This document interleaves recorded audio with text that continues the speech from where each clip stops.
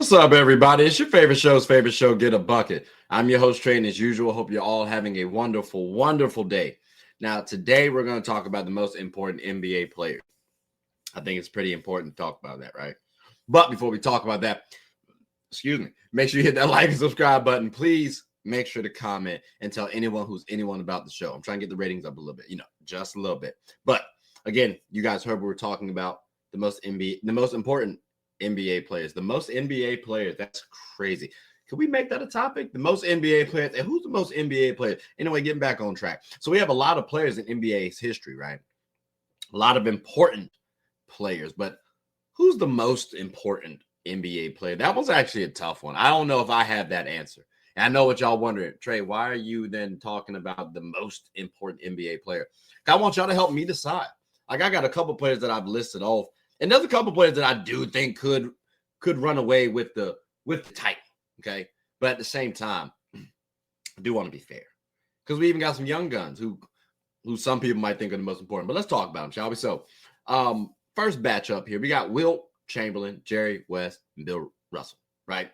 They kind of set the tone for that star versus team or system player debate, if you will. Some people look at Wilt and Jerry as the stars, right? Because they drug their teams to the playoffs, to the championship. That's the perception, the narrative, the notion that we try to give. But at the same time, Bill Russell won his championships because his team was so star-studded. Team, system versus star. You know what I'm saying? And they all mean and matter a lot to the NBA's game, okay? So again, when you think about most important players, you have to consider these three. And which of them matters more? I mean, hell, Wilt, 100-point game. Bill, most championships accrue to everybody, NBA player. Jerry, yeah, he lost in the finals the most. But, I mean, he went to 10 of them things, too. You do got to give credit to that, tip of the cap. Them three, they matter a lot. How about someone like a Kareem Abdul-Jabbar, right? He's kind of that bridge of the generation between Wilt, Jerry, and Bill to like Magic, Larry, Isaiah Thomas, hell, even Jordan, right? Like he's that bridge. And that's a lot when you think about it. That's a lot of longevity right there. Longevity does matter too. You got to give credit to that. But he's that bridge. And then you also got to think about the racial fight that he also had to fight as well too during this time period. Kareem Abdul-Jabbar matters a lot. He has the most unstoppable shot in the game today. He scored the most points. And keep in mind, too, that was without three-pointers as well, too. So Braun was able to get an advantage opposed to Kareem, but still, he was able to do what he did. And that scoring title lasted for how many years now? How many decades? Just saying. Like that matters a lot, even though his record was broken. Still, number two, that's not bad. First is the worst, second is the best, right? Then we got to talk about, speaking of third, well, I didn't say third, but Magic, Larry, and Isaiah Thomas. I know we usually talk about Magic and Larry, right, for most important players. You got to include Isaiah Thomas because he is quite integral into the NBA's history. And you could pair him with Jordan a little bit, but I think you got to slide him with Magic and Larry. I think he came up more so with Magic and Larry, more of a thorn in their side too. But then also with Magic and Larry, they were extremely important because of that whole racism barrier, right? You got white guy versus black guy. Both are elite. They went to college and played against one another in the championship game, then become rivals. That storyline, that's kind of hard to go up against. That really is. So again, that you got to almost put them as one person when you talk about most important, but then you also got to include Isaiah Thomas as well, too, because he does factor into that equation. When you look at Michael Jordan, yes, he did have Hakeem Olajuwon to battle against. Yes, we do go up against Charles Barkley. Yes, we do have Scottie Pippen, Dennis Rodman, all these good players. But still, the stardom that he had eclipsed everybody's. The legacy he has makes everybody a legacy chaser. So that could be the most important NBA player in people's eyes. And I get that, too. It's easy. It's clean. 6-0 in the finals. Depoy. 6 MVPs. Like, what are we talking about here? But again, there are other players that matter too. And he did have to build on top of Larry and Magic's entertainment that they provided. Because the NBA was starting to lose a little a little entertainment value before them two boys came along. So again, Michael, yes, does have all this working for him, but it was built on top of Magic and Larry as well, too. We got to remember that. Yes, Mike did help out. They did come before, though. You got to remember that. Then we also got to remember players like AI, Kobe, Tim Duncan meaning, and Shaq. Well, with Allen Iverson, AI meaning, he brought the B-ball, he brought the basketball swag, right? That riz, the culture. We always got to appreciate that. Keep in mind too, he also took his team to the finals, lost to my Lakers, but still though, you gotta remember that moment too, because that was an important factor. A lot of times people have a good team, and he did have a good team as well, but people want to say, well, you took your team to the finals. That's what he did. And he did do that pretty well. And again, he also brought that basketball swag, that riz, that culture along with him. And as of that, you got to remember that.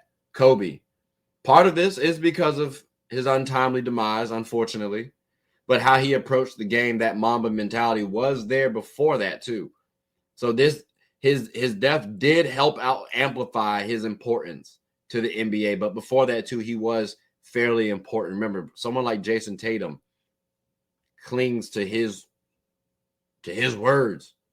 Like that's his favorite player. Remember that. Kyrie Irving, that's his favorite player. Devin Booker, same thing. These are stars in the game who idolize Kobe Bryant. You got to remember that. Tim Duncan, ultimate professional. If we talk about importance, we got to remember Timmy is 5-1 in the finals. He's beaten quite a few players, like a LeBron, like a D Wade, like a Kobe and Shaq. Like he's gotten the best of players, and he's very underrated. So when we're talking about most important, 1-1 in every decade that he played, that's kind of tough. You can't sleep on that. How about Shaq? When we talk about dominance, only person that could be more dominant physically was Will. Entertainment factor too, you got to remember. Like these guys are extremely important. Then we got to talk about players like LeBron James, KD, even Kawhi, which you can put a question mark around Kawhi. But these were a new wave of players. Now, keep in mind, I think the importance of these guys might be a little less than the importance of an AI, Kobe, Tim, and Shaq, which might be even crazy to say. And y'all might be wondering, well, what the hell is Steph Curry? I put Steph in a world of his own. Because remember, ladies and gentlemen, he did change the way we view the game today. And we'll wait. And I want to give it a little bit more time before I say it's a good way to view the game as opposed to a negative way. Because keep in mind, too, folks are chucking three balls more nowadays. So, I mean, is that really good? I don't know. We'll find out. But the way he's changed the game has helped amplify guards a little bit. I will say that. It's giving guards, the shorter guards, an ability to play with the bigger players, with the taller players. So, again, ladies and gentlemen, the way Steph Curry has changed the game, and now how everyone plays to shoot threes, that's pretty important. That's extremely important. You're affecting play style. Because before that, we were playing inside out in terms of bigs going to the guards. So how about James Harden? Because that was a slight iteration of Steph Curry. He changed the offense like slightly. So we could talk about incorporating now the side step, because that's used by everybody and their mama. Focusing on the offensive triple doubles, if you will, like the 30-point triple doubles, if you will, which keep in mind too, Russell Westbrook started that triple double repeatedly, consistently getting, right? Although Big O was the first person to get it, Russ was the first one to get it consistently. So James Harden, Russell Westbrook, you could put them in the same boat, but James also, the way he got his buckets, it's a little bit different. So that's why I separated those. But the side step for James and then the triple doubles for Russell Westbrook. You got to focus on that. But are those important for you too? Because they are different. They have changed the game a little bit too. Even someone like a Nikola Jokic, he has been able to change the game because he's getting triple doubles. Keep in mind, I said Russell Westbrook is getting triple doubles, but also the way Jokic's doing it is a little bit different now. Is that going to change the game? Because now we're looking for bigs to be able to pass. That's the new thing. Can your bigs pass? as well as score, as well as rebound. That's what we focusing on. That complete quote unquote player. Keep in mind, it's the efficiency, that completeness, quote unquote, of the triple double. Because people did gripes about Russ and his turnovers and the lack of efficiency that he would have. James Harden, similar-ish things, right? With Jokic, it is a little bit more efficient. So that's the difference between Jokic, Russ, and James Harden. But we really could throw them all in the same wave if we being honest. And keep in mind, too, Jokic, we do have other bigs who were considered passing bigs, like Arvydas Sabonis. You know, that's Domantas Sabonis' daddy. You got Wilt Chamberlain, who was considered a good passing big. Bill Russell was a good passing big, as well as Bill Walton. So, I mean, we got a couple players out there who were passing bigs, too. Just the efficiency piece that I'm talking about. So, again, ladies and gentlemen, I say all of this to say I'm curious who you all are thinking is the most important NBA player. Because a lot of these guys have a solid, strong case for being the most important NBA player in the history. Like Kareem Abdul-Jabbar, if you said Kareem, I would understand it. Anybody on this list, I can hear it. Like, all right, I guess I can hear it. If you try to say Jokic, I think that's way too early. But still, okay, I understand the logic in what you're saying, I guess.